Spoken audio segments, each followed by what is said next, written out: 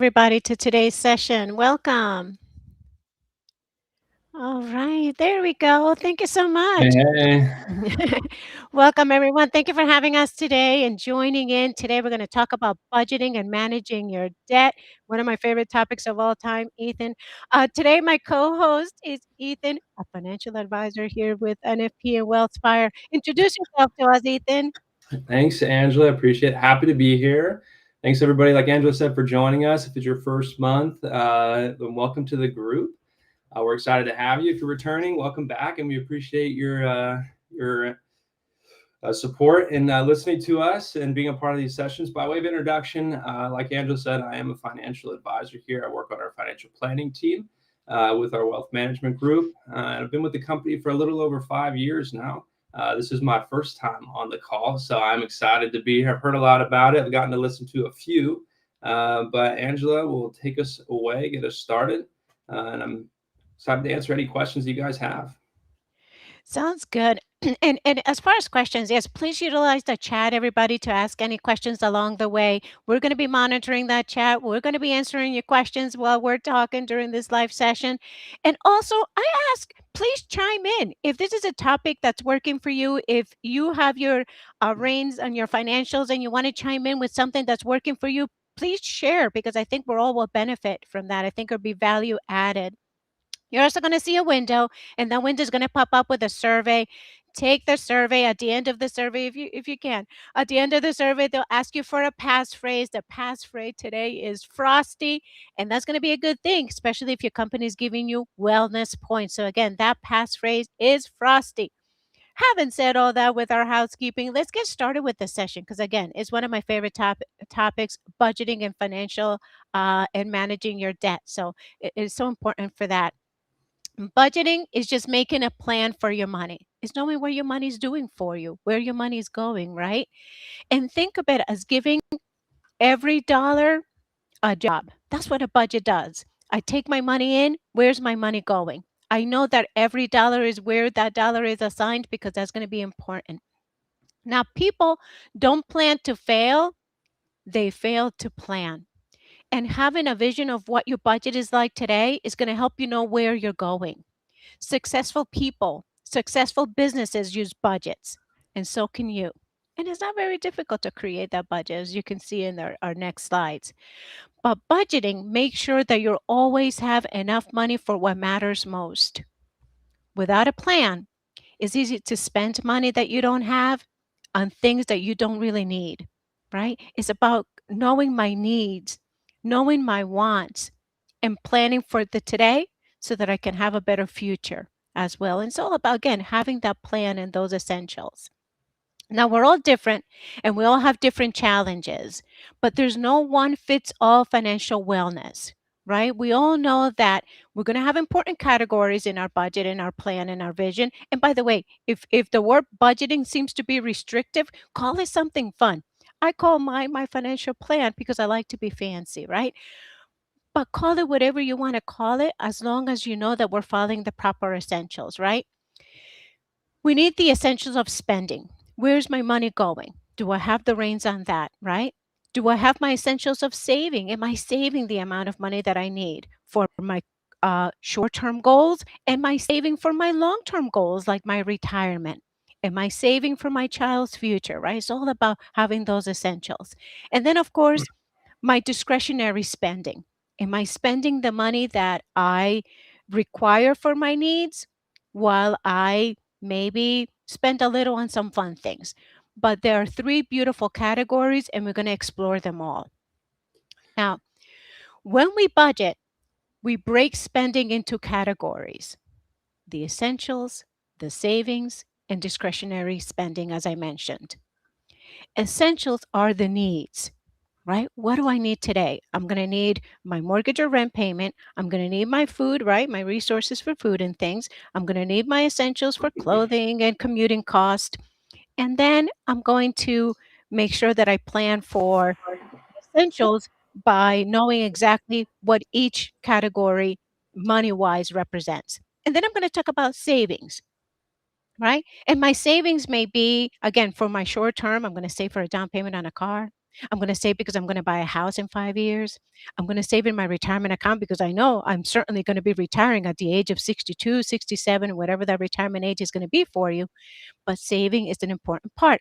And then discretionary spending. And that's where most of us, we're going to find some cost savings too when we create that budget. And discretionary spending may be my movies, my dinners out, my travel, my vacations, right? Things that are important to me, but I'm going to find some cost savings in those categories. Now, I'm going to have Ethan take us through each of the budgeting categories because I think it's going to be such value added. Now, I did look at the chat to make sure that I'm going to be able to answer the questions. I'll keep an eye on those chats. But thank you so much, everybody, for that. But Ethan, take us through those categories. Yeah, thanks, Ange. And driving off what Ange said previously, it's important to remember we are all different, right? We all have different goals and priorities. And when talking about our budget, before we kind of get into these each individual category, it's really important to, and even later we're going to have a example of a budget that we're going to be able to go through if you want to take a picture of it, go through your own. But at the top of a budget, or even on a piece of paper, sticky note, if you want to throw it on your desk, it's important to just write out those goals. What are those priorities? So that as you go through each of these categories, and as we're talking through each of these, are each of these categories aligned with what your actual life goals and priorities are? Everybody's in a different stage. Everybody has a different fact set for their life, family, job, living situation. So it's important to keep that in mind. And that should really be the foundation and supporting each of these categories. So the first category of the three that Angela was talking about, essential spending, this is really our foundational, our non-negotiables. So we want to start with these and be realistic. And the first of those would be housing. That's going to probably be one of your biggest spends every month. That could be either rent, mortgage, and that you have to also include things like insurance, taxes, your utilities. Um, and then you have transportation, right? We all have to get somewhere. We have fuel costs, car insurance, your maintenance. I know Ange likes to have her car serviced by her husband, even though, but she's still going to have to get her oil or for that change. So, what are those costs associated with transportation? Your food, and we don't want to include outside dining in the food category for this category. This is going to be more like groceries and your essential costs in that dining and food category. And then any additional dining and going out for drinks, food with friends, that's going to be in an additional discretionary, and we'll talk about it in a minute. And then finally, medical. And for a lot of us, that expense comes out of our paycheck regularly, but we might have additional premiums, co-pays, prescriptions. And so we want to make sure those are all in that essential spending category. Now, two quick things just before moving on into the next category. When you're thinking about housing, we want to aim for healthy housing. And what does that look like? That's going to be around 25 to 30% is a general rule of thumb for your take-home pay should we be spending on housing. Now, I live in California, so I am totally with you when you say maybe your housing costs a little bit more than that. That's just a rule of thumb. So if you're outside the 25, 30%, that's okay. This is just something for you to have a guideline or a North Star for a trajectory in that category.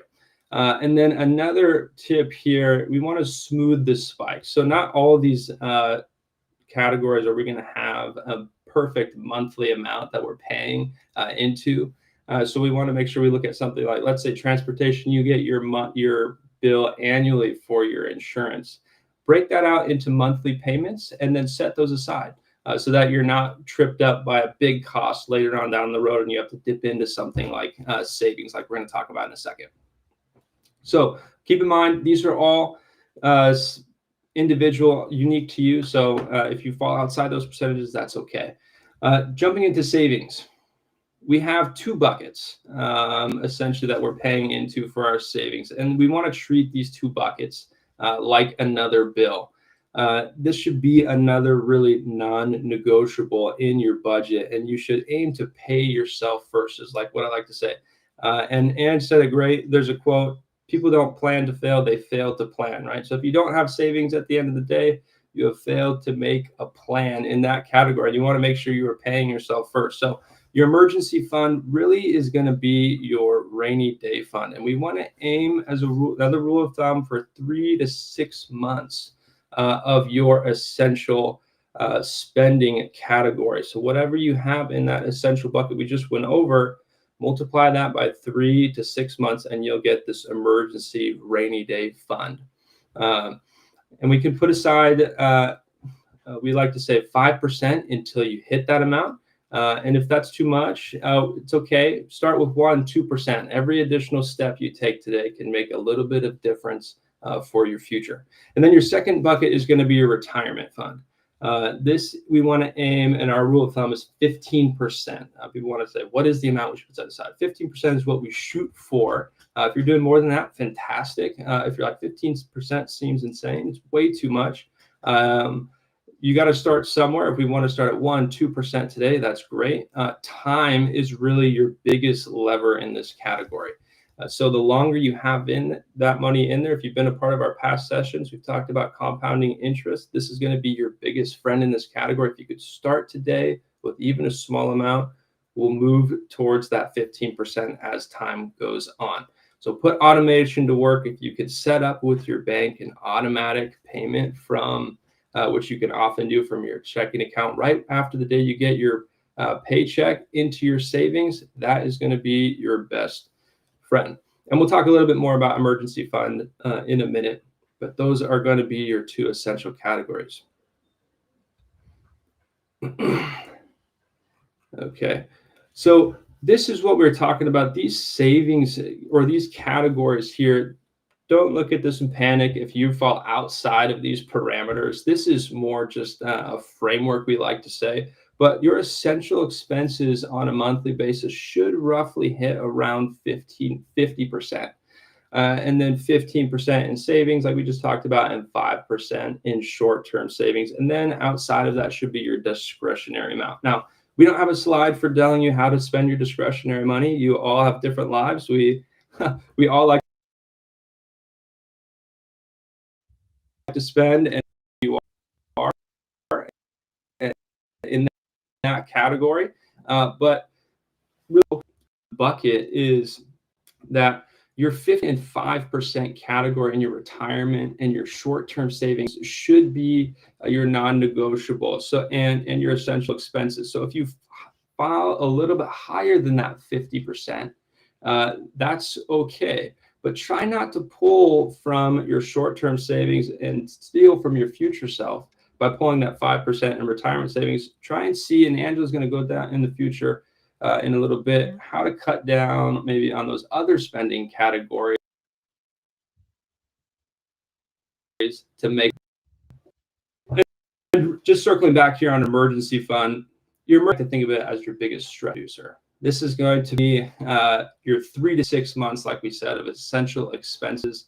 And whether you have your emergency fund set up at the moment or not, try to increase that percentage until you hit that milestone. And then once you hit that milestone, you can free up for additional things like paying off debt, like we'll talk about in a minute, or putting additional percentage till you hit that 15%, if that's a little bit higher.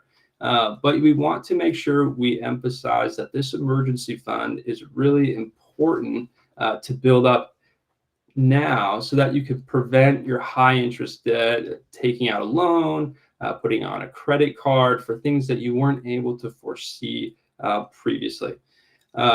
And the last thing I want to hit on just in that save, if you want to go back real quick, and in that savings account, we want to make sure that that money that we're putting into your savings account, you're aware of the interest that that account is building.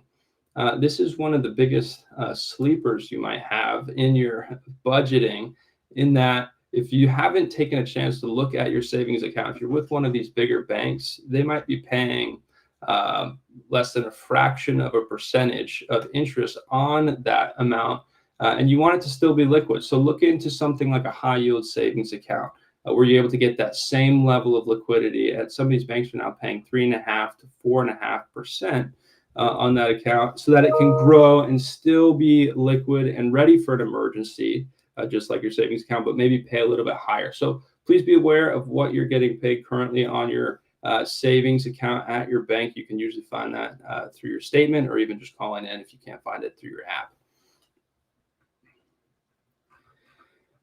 And then just to round this out, this isn't exact science, but we want to really more have you see the flow here.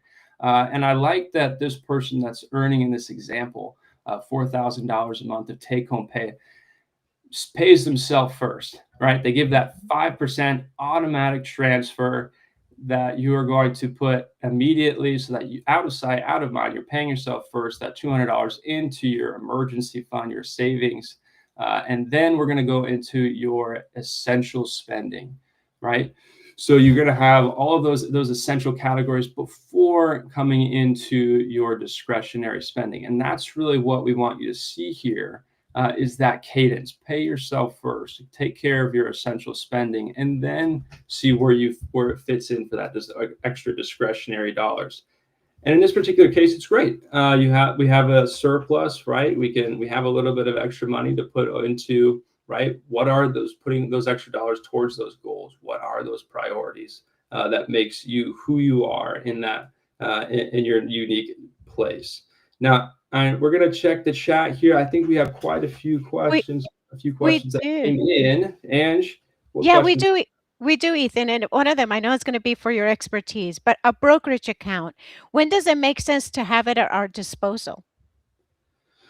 Yeah, that's great. I Mhm. mean, we're focused today here really on these essentials, right? We want to make sure we're taking care of, right? First, we have your savings, your emergency fund, then we have these essentials.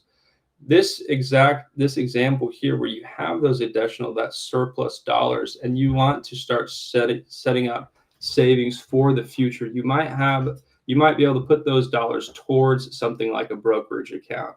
But if you haven't set up that 3 to 6 months of savings, or you're not taking care of your monthly expenses consistently, uh, we want to make sure not to tie up those extra dollars into something where you might end up having to pay additional fees um, on top of those surplus funds when you need to use it for something like that. So if you have all of those things in a row and you have a surplus and you're wanting to plan for the future, we will have our information put up at the end. And if you'd like to look into more information at the end, we'd be happy to talk you through that, because that's going to, a brokerage account is going to be something that's a little bit individual. But make sure you take care of those necessary steps, and then we can talk through those on a one-on-one basis. And then the next question that came up was about managing credit card swipes and paying my credit card bills. And I always want to make sure and emphasize too that when it comes to credit that is granted to you, I would like not to be included as an extension of your income. Be wise with it. But I wonder what your thoughts are about credit, limits on credit, and how I pay my credit card bill every month and accounting that as part of my budget. Sure. Yeah, and we're jumping the gun a little bit here. Yeah, We're going to actually dive into this a little bit later. So I think we'll actually answer that question later on the slide. So I don't want to steal any perfect. thunder from us in the future. Perfect. And for the emergency fund, I always say to everybody, include if you have a family, you can do it on an individual, but I think it's the family's expenses, right? What is the family's expenses for the 3 to 6 months that the experts recommend? So it includes um, everything that's within your budget. So it's going to account for your income, it's going to account for all the expenses that you have for the month. And so, yeah, that would include a whole family. If it's individual, if it's just you, yeah, you're going to account for your expenses on an individual level. But if you're a family, please include the family's expenses. And then, of course, when we're talking about retirement accounts, it includes 401ks, IRAs, every retirement account that you have that you're going to be using that money towards your retirement future. With that, I'm going to take it on for the next few slides. Now, each category can be broken down further if we think about um, charity. So when we're looking at the budgeting category, you're going to account for everything on your budget. You're going to account for any church contributions that you make, donations, education missions, legacy planning should be part of your budgeting as well. Savings, we're going to include that emergency fund, the short term savings, mutual funds, college funds, right? I'm going to save for a child's college in 10 years and I want to get to 50,000. What does that equal in savings? Housing, mortgage, rent, taxes, insurance, repairs, things that we don't talk about, right? I'm dealing with a little repair here in my home too. We're dealing with our heating system. It is not a cost that I accounted for as part of my budget, but it's something that I saved for in my emergency fund. And I kind of give my emergency fund like a little extra for those expenses for car repairs. I include that as part of my budget. Utilities, of course, our electric, our water heating system, our cable, apps that you may have on your phone that you don't account for, Netflix at $14.99, I believe, right? All that needs to be added. Your internet, trash. If you're paying for trash services every quarter, I don't know if that happens within your town. When it comes to food, we want to account for groceries, restaurants, coffee shops, as simple as going to Starbucks. Hey, that's food. That should be included as part of my budget. And then, of course, debt management should be part of my budget, right? My car payments, my student loans, those credit card payments, because we just talked about credit cards. Yes, if I use a credit card and let's say I use it to pay my some of my expenses, like for my gas or whatever. But at the end of the month, I know that I keep within my budget. If I use my gas card and I get gas at $25 every week or so, at the end of the month, I know I'm going to pay $100 of that. So that's part of my budget. So it's accounting for everything. Not to miss anything because you don't want any surprises, especially when it comes to anything that you didn't account for. Additional budgeting categories, of course, transportation, right? Gas. I know I just mentioned that $25 a week is what my husband kind of puts in his car because he commutes to work. Auto insurance, that's part of my budget. Auto licensing. Yes, every year I go get my license plates or whatever registration fees, and those are, $120. Well, it's every year, but I account it as part of my budget. Repair cost, even though those repairs for a car tune-up that happens every 3 months or every 10,000 miles, account for that in your budget. Oil changes, all that matters, and you don't want any surprises. Clothing and expenses, yeah, kids, adults, if the kids are going into school and they need like school clothing, did you account for that? Even though you buy the school clothes in the late summer for starting in September, with whatever our adult needs are. Seasonal spending too. Something that has come up with my son as of recent is um, we live near a mountain for snowboarding, and so he had to buy his thing. And he was like, "Oh, mom, it's going to cost me like $500." And I'm thinking to myself, I hope he budgeted for that because it may be an expense that is seasonal. He didn't think about it throughout the year, but it should be considered part of your budget. And then, of course, medical expenses that come up.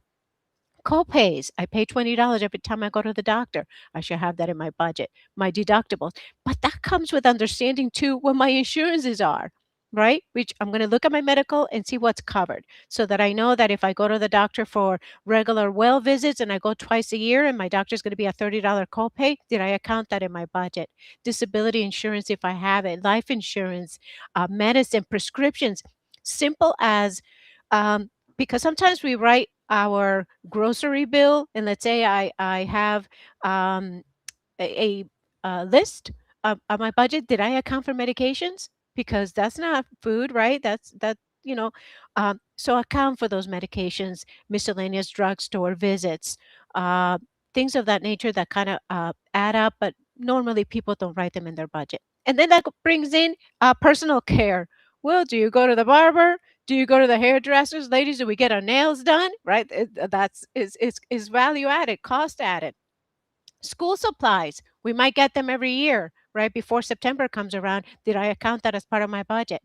Alimony, if you're in a couple that and your spouse may have other children and they're not in your immediate household, but maybe there's alimony involved or there's child support involved. Are they accounted in your budget?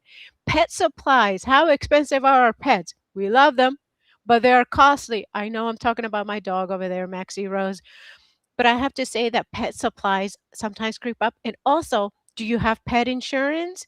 And how often do you take the pet to the vet? All should be part of your budget. And then, of course, do I go shopping at Walmart? Do I go shopping at Target? These are additional extra expenses. Gifts is a big one too. And then miscellaneous items. Entertainment, vacations, recreation should be part of the budget as well. So we're accounting for everything. We have budgeting worksheets that we work with. I know that we have them available in our websites. We are going to give you my contact information. I can always email a worksheet. Important to start simple. And again, accounting for everything, housing to electric, monthly expenses, write everything down, add additional slots if you need to add them.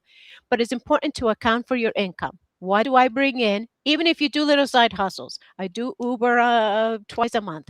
Whatever you do, account for your income. Put in your total expenses, any investing in savings, right? Your 401k savings and all that good stuff. And then do I have a surplus at the end? Because we want to make sure that we are living and having a little extra on the side, right? And how do I find, well, I live paycheck to paycheck. I don't have extras. Well, find within your budget where you can cut some everyday expenses. Maybe you don't go out to eat as much and cook at home. I don't know. Make it simple, right? And it's one of the biggest changes for me, Ethan, that I found in my budget is I brew my own coffee at home. I don't go and pay $5 for a cup of coffee when I know that if I brew it at home, the same quality of coffee, because I do like my Dunkin' Donuts coffee, I make my coffees at $1.60 a cup rather than buying it for $5 at the store. Just saying, but just cost savings along the way. Um, it is also important how to get started.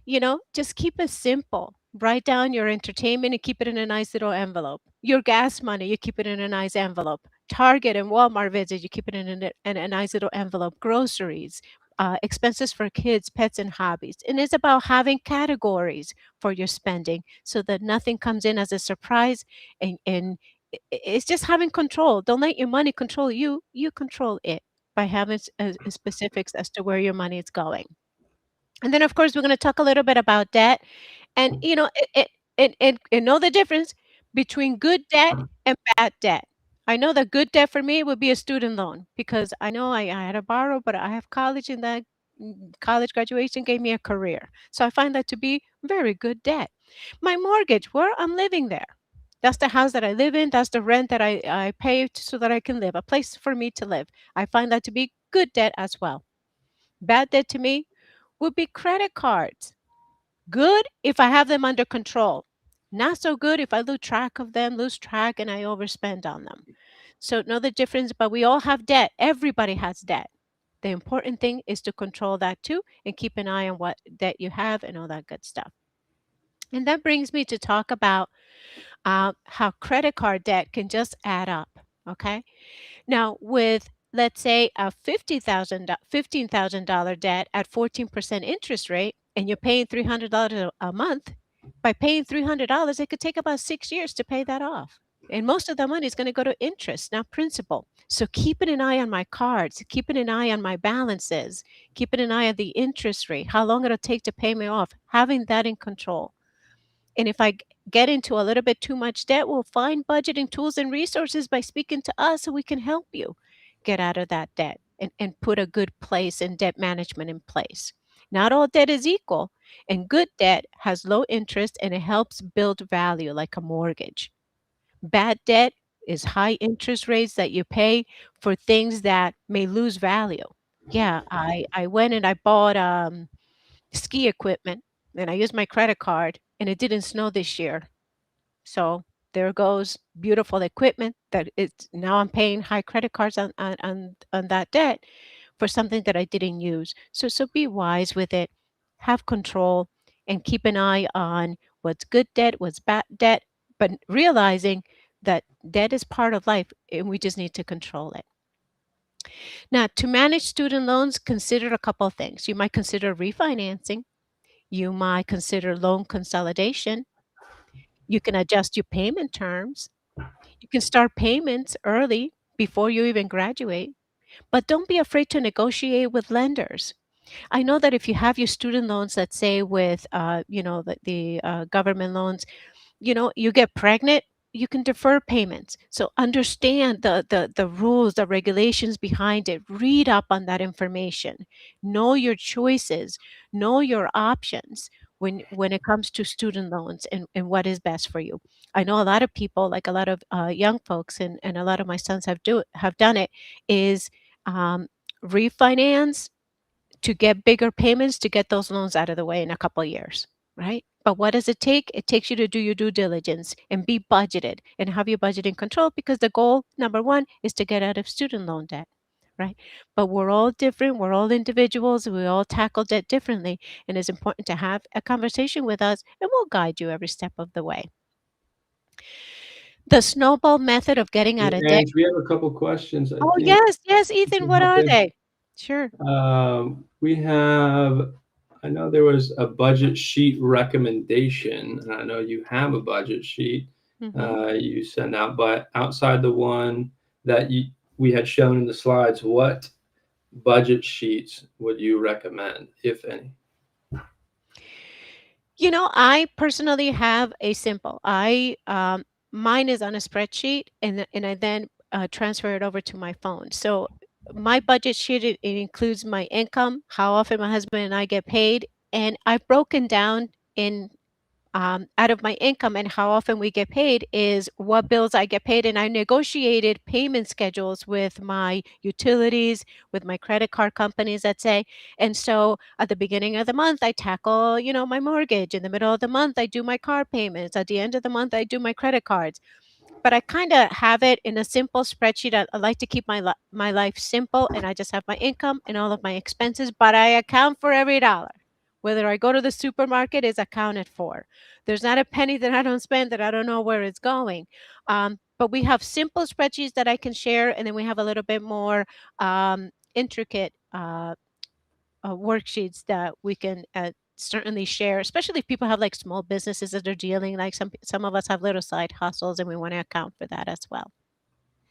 And I know Kelly, I think, mentioned that she was going to send out that sheet that was in the slides, Okay, but good. also we could send those additional ones Oh, if you want to make those available, Angela. That would be great. okay, perfect. Hmm. Um, let's see if we have Let's see if there are anything any in other there. questions. They are recorded. Looks like Kelly sent out the link. Sounds good. Great. Yeah. And And keep track free, about how yeah, baby gifts and wedding gifts are expenses. I appreciate that. We're yeah, in they that are. season where everybody we know seems to be having a baby, so that becomes a big line item. Yeah. And for budgeting expenses, like Rocket Money is like a big one. Rocket Money, SoFi has great budgeting tools and resources. Yeah, so don't hesitate to use those apps too. I think that they're important. Yeah, and Rocket Money, Um, I'm pretty sure has a free version. So you should be able, might not get every feature, but they will tie directly to your bank yeah, statement. So it's a little bit easier to pull all those expenses that you might not even realize you're paying. Like you said earlier, with the yeah. subscriptions and the Netflix and all those different things that add up. I think it should pull in all of those additional expenses as well. It does, and I think too, it's important to utilize all the tools and resources about debt management. But a couple of things to keep an eye on, like your banking institution, they offer you free credit score, right? Because that's a way of keeping an eye on your score and see how you're doing. And then if you become a member of like Experian, they give you your actual report for free every year. And that's a good way of keeping an eye on things too, because again, it's all part of like budgeting and having good financial sense is where are all my items that I can get. So please get your credit score from your banking institution, and then your reports from Experian. And becoming a member of those websites are free. So it's something that I use to keep an eye on things. When it comes to debt management, I want to continue with a couple more slides, is the snowball method, right? And it means paying off the smallest debt first. So if you have like five credit cards, pick the smallest one, then rolling that payment into the next debt, and it builds momentum and it feels rewarding, because when you're dealing with the small debt first, or the credit card with the smallest balance, and you pay that off, it kind of like rewards you right away. So, oh, in 6 months I pay that off. Okay, great. I'll move on to the next one. So get motivated when it comes to paying debt. And there's no right, wrong of way of doing it. But it's important to be consistent if that's what you're trying to do before things get worse with accumulating too much debt.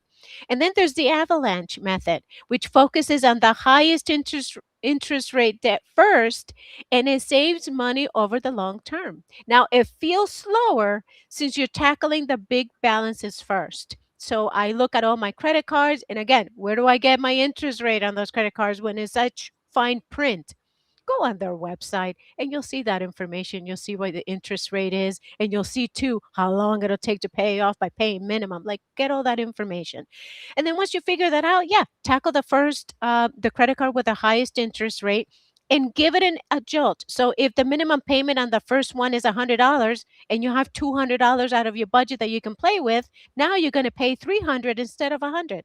And that's how you start closing the length of time that it takes to pay off that debt. And then once you pay off the highest one, then you move on to the next one and so on. And again, a lot of tools and resources. This presentation is recorded so that you can have this print screen, because again, it gives us a lot of great information on how to get started. And it's your they're your options. It is your money. If you find that something doesn't work, don't give up.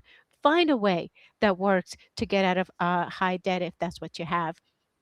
And then if we look at when we're comparing both strategies, both snowball and avalanche, you'll see that the snowball is motivating because you see quick results, right? I win, and I win quick. I paid off the one with the smallest debt because that worked for me, and it's quick and I get results quicker. The avalanche saves you more money along the way because it's cutting down on interest payments, but ultimately you have to choose what's best for you because it is your personal view, it is your goal, and so you want to make sure that you be comfortable with it. So anyway, we're going to see if there are any more questions coming up, and then we're going to start closing. I don't see any other questions here in the chat. Okay. All right. Perfect. Now, along the way, I don't know if you want to take on and talk about some action plans and what are your opinions about creating a budget, debt management, and taking action. Sure. Yeah.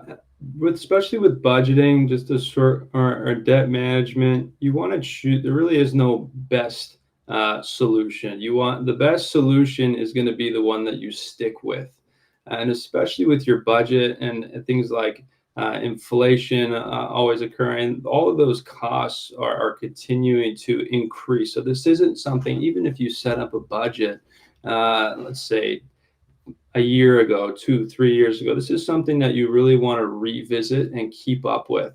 Those budgeting apps are fantastic because they keep it live.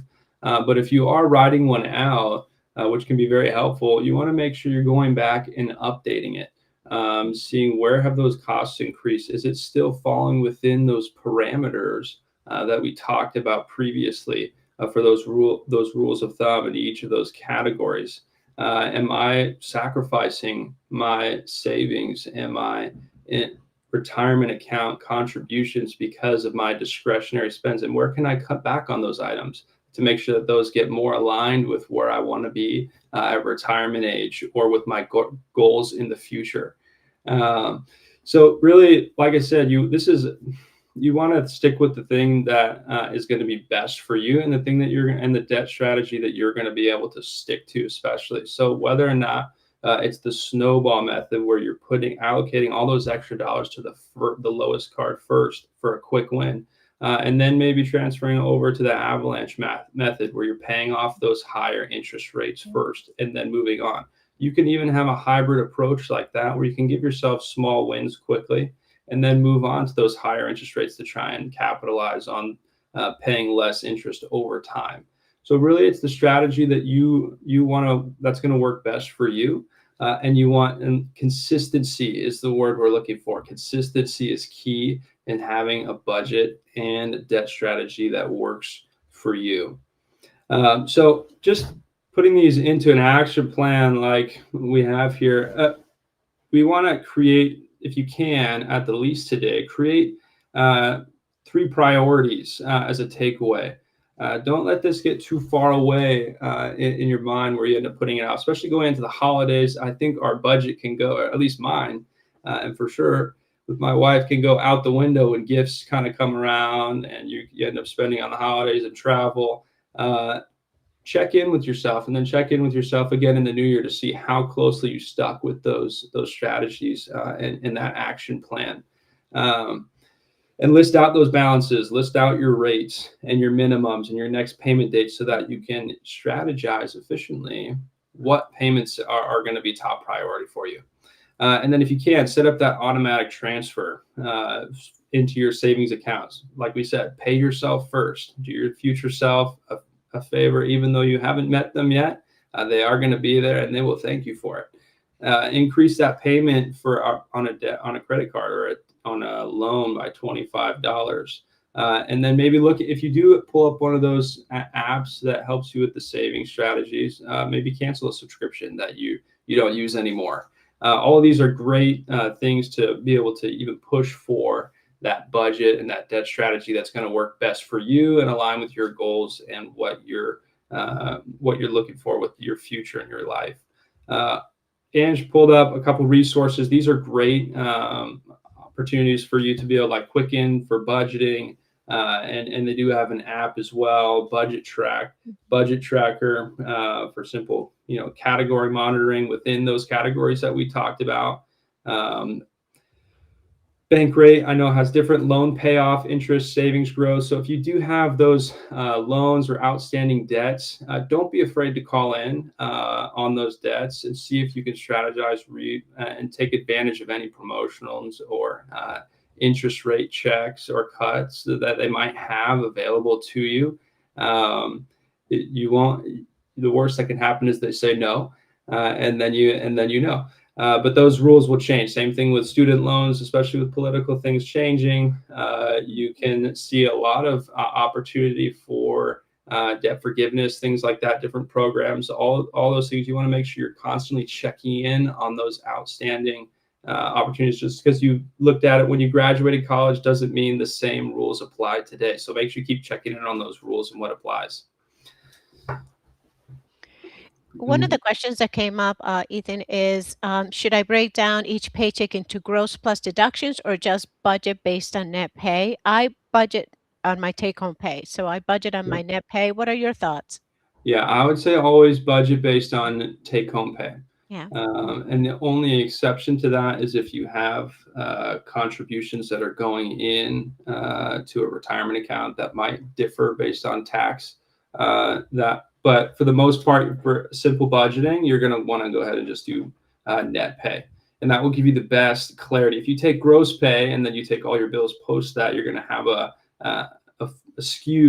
slightly skewed version of what you actually have available to you, and you probably will end up overspending. And I wanted to add a comment that Kevin mentioned is that if you want to build wealth, you have to spend less than you make, period.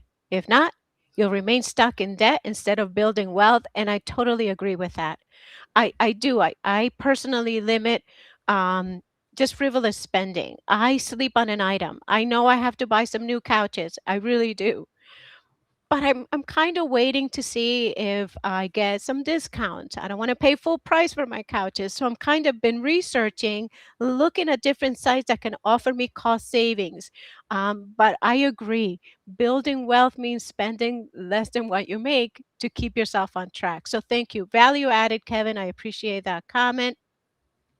And let's see, do you recommend any high interest rate savings accounts? What are your thoughts on that, Ethan? There's going to be a few. I would first check with your bank to see if there is one made available to you.